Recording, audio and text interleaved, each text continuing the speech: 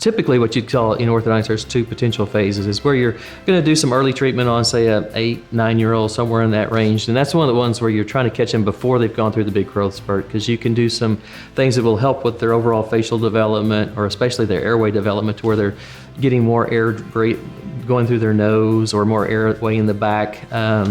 And of course, then you can also develop the arch forms where they have more room for teeth. So when they become a teenager, you're not as likely to need extractions of teeth, that type of thing. And some skeletal asymmetries, you can correct them before they've gone through the big growth spurt, which might make it even worse, to where, okay, the only way to fix this was with surgery, which obviously nobody wants to put their kid through.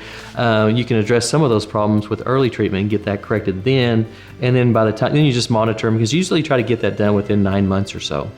And then you're just monitoring as they keep growing until they actually have all their teeth in, and then you just see, is there something else left to worry, do? And then at that point, if you need to, you put full braces on. But your treatment time is usually shortened, and the results are more stable and more reliable. And the overall results are much better, much less the skeletal corrections and things that you corrected before, which you might not even be able to do as a teenager.